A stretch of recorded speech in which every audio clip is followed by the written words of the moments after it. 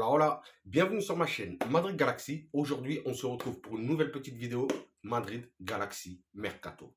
Donc, on en parle. C'est vrai que le Mercato est pas ouf en ce moment, hein, on va pas se mentir. Pas seulement au niveau du Real Madrid, sinon au niveau de toutes les équipes en Europe. C'est pas un truc de fou. En plus, le Real Madrid a fait 4 belles signatures, mais ça fait de ça au moins 3 semaines et quelques. Donc, on n'a pas grand-chose à se mettre sous la dent, à part un petit peu le cas Mbappé, mais bon, qui traîne, qui traîne, qui traîne. Ça commence à saouler. On est vraiment, moi, je suis en tout cas saoulé pour ma part, qui viennent pas, mais qui le disent très vite. Mais bon, cette vidéo, c'est pas vraiment pour parler de ça. C'est surtout pour parler un petit peu avec ces nouvelles arrivées, de voir comment va s'organiser Carleto pour justement pour cette nouvelle saison avec, je pense, une nouvelle tactique, de nouvelles compos. Il y a des places à prendre, hein, parce qu'il y a vraiment beaucoup de talents qui sont arrivés cette année. Et donc, justement, pour en parler un petit peu avec vous, pour savoir si, justement, ça fait des années, que ce soit sous Zidane et même sous Carleto, depuis sa première époque jusqu'à maintenant, on joue que en 4-3-3.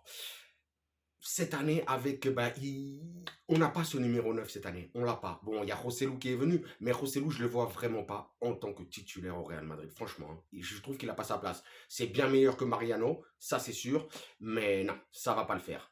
Je pense qu'on va surtout jouer en 4-4-2 cette année. Euh, Peut-être même, on pourrait jouer en 3-5-2. C'est aussi possible, hein, avec ce milieu qu'on a, le meilleur milieu d'Europe et peut-être même je, je, du monde, je dirais même. Euh, cette jeunesse, ce talent, incroyable, incroyable, hein. On attend les matchs de pré-saison là, qui vont commencer la semaine prochaine, pour voir ce que ça va donner. On a envie de voir Arda Güler débuter, on a envie de voir Bellingham débuter. Ouf, je suis chaud, je suis chaud. Il y a aussi Ceballos qui s'est blessé là pour 1 mois et demi, 2 mois, donc il va y avoir un petit peu moins de concurrence, justement pour prendre des places dans ce milieu de terrain, mais bon, il y en aura quand même. Donc, je pense qu'il va y avoir ce 4-4-2 avec cette ligne défensive, euh, avec Militao et Alaba en tant que titulaire, hein. On aura Nacho et Rudiger dans les rotations. À droite, on aura bien entendu Carvajal, hein. Carvajal, on attend toujours une belle doublure pour lui. Pour l'instant, elle n'est pas encore arrivée et je doute qu'elle arrive cette année. Ça ferait trop plaisir, mais c'est pas bon. Je sens que c'est pas bon. Ça va être une année de plus. Lucas Vazquez qui va être le remplaçant de Carvajal, hein, on verra de toute façon.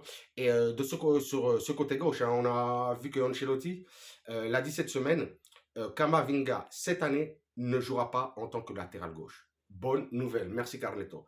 Ce sera, je pense, hein, Fran Garcia qui va prendre la place de titulaire à Ferland Mendy, je crois. En tout cas, on l'a vu à l'entraînement.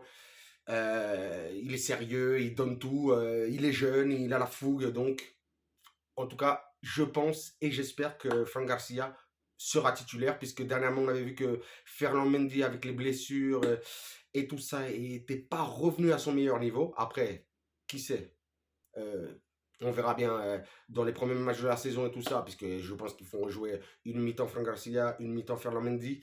Mais bon, je dirais que pour moi, ça va être Frank Garcia. Dans le milieu de terrain, là, ça va être vraiment compliqué parce que avec la signature de Bellingham, je pense que Bellingham, impossible qu'il ne soit pas titulaire.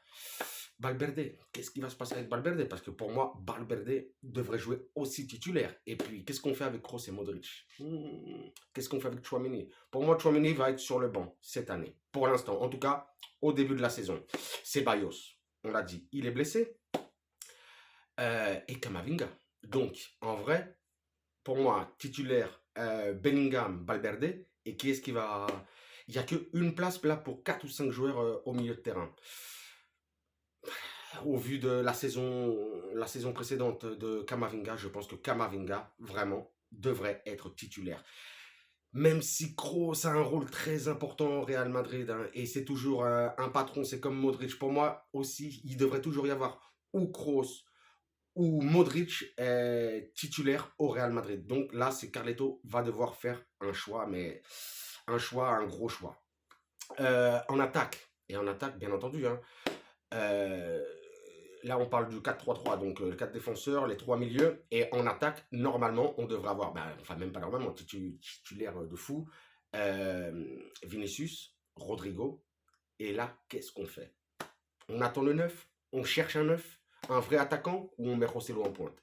Et il est là le gros problème, c'est que vraiment ce 4-3-3, dans ces conditions, on devrait passer à un 4-4-2, qui serait ben, le plus logique au niveau des joueurs, des joueurs qu'on a. Et comme ça, on pourrait ramener un autre milieu de terrain, vu qu'on en a beaucoup, et puis comme on l'a dit, hein, vraiment, ils sont tous mais vraiment incroyables de qualité, de technique, de physique, de vision de jeu, avec de l'expérience.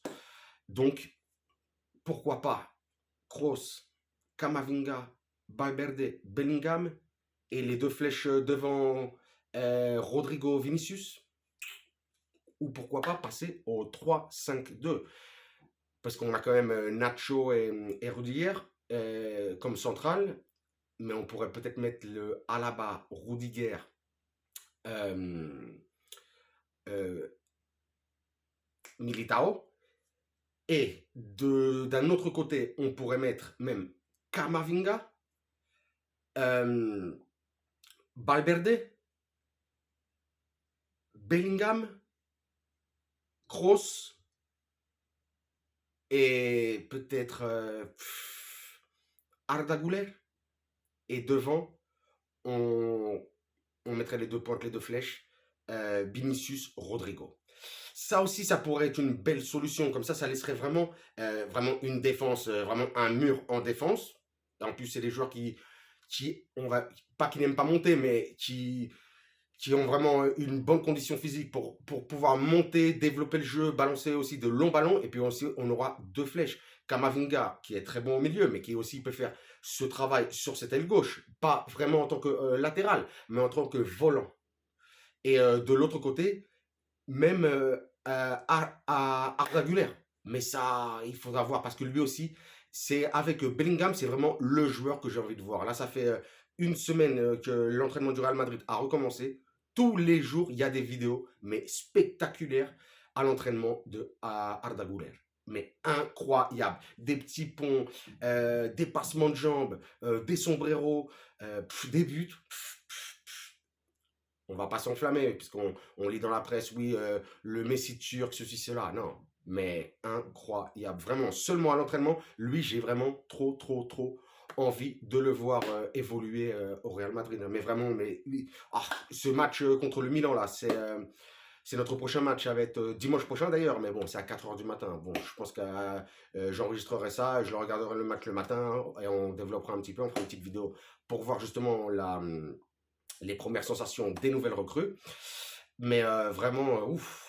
Et puis Bellingham, hein. Bellingham aussi, j'ai envie de le voir. Même aussi, mais de toute façon, toutes les nouvelles recrues. Et Brahim, j'en parle pas, mais oui, parce que Brahim aussi, hein, il a fait de super saisons au Milan AC. Là, il est revenu à la maison. Lui aussi, on a envie de le voir. Et puis Rosselló, pareil, hein, en tant qu'attaquant, puisque après, là, je critique pas du tout Rosselló, hein, mais on sait que c'est un bon attaquant, mais bon, il y a l'âge, il vient de l'Espagnol, ceci, cela. Mais ça se trouve, dans quelques temps, je m'excuserai même, ou je ferai que des vidéos sur Rosselló en train de dire que on n'a pas besoin de Mbappé, on a besoin de personne parce que c'est un attaquant spectaculaire, incroyable et tout ça. Mais là aussi, il y a la question de justement ces matchs-là, ces 4 matchs aux États-Unis qui vont arriver, vont nous donner un petit peu la couleur pour vraiment savoir si on a besoin de ce neuf, de ce vrai attaquant.